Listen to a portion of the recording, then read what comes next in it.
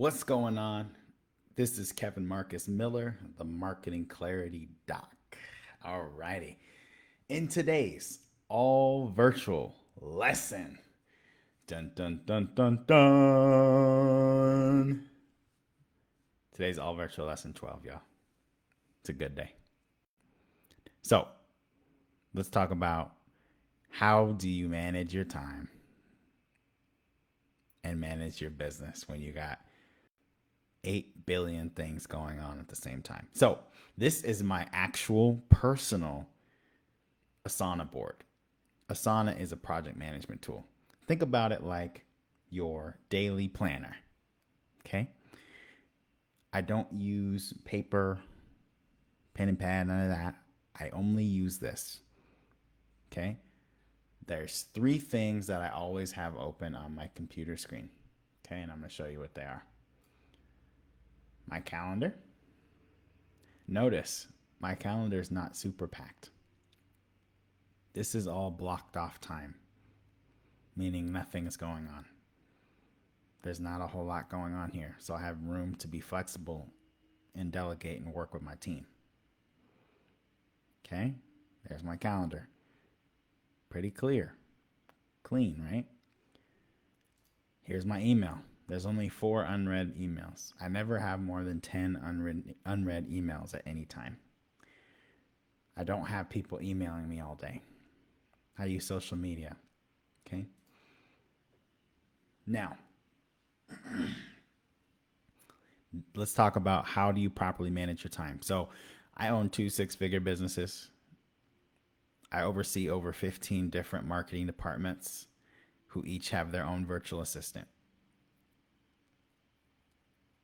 How do I manage my time and only work under 30, sometimes under 20 hours a week? So this is what I do. I break down my routine tasks into 3 cards: daily routine, weekly routine, monthly routine. I do not deviate from these. Okay? Take a screenshot. I'm going to just pause and let you look at this. Okay? I'm doing all of the things that require the most effort in the day first, and then the easy things, administrative things at the end of the day. So I'm doing my Facebook Live like I'm doing right now every single day. I do those first or second thing in the morning. Then I take my scheduled meetings right throughout the day. I onboard any new clients. I review any VA candidate footage. I do some cold calls, and then I update some admin stuff. Weekly routine. Okay. Mondays, I'm doing payroll. First thing out the gate in the morning. Okay. Wednesday, administrative stuff.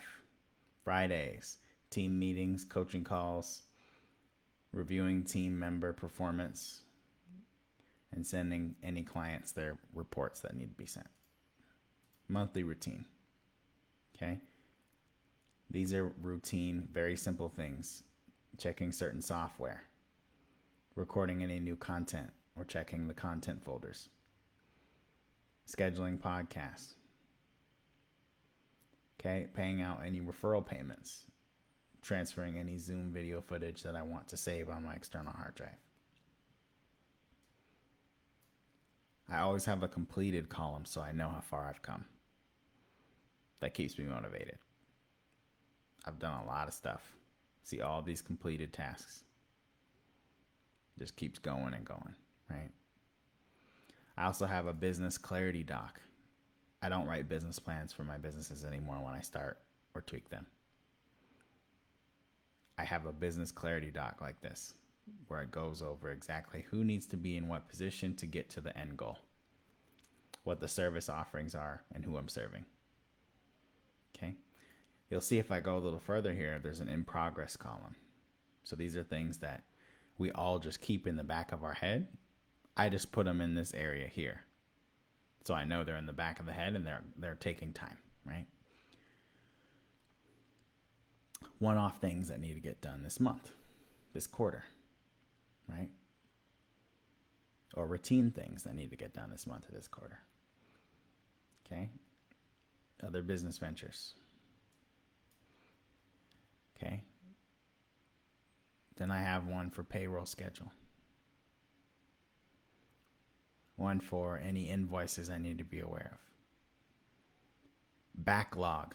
Backlog's important because this is all the unimportant stuff or ideas.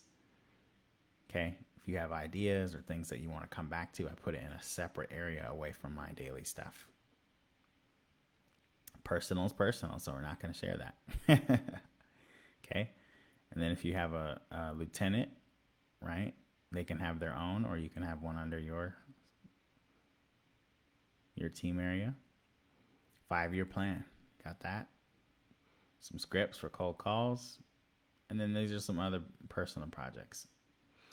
So you'll notice here that I'm never not knowing what's going on in my day.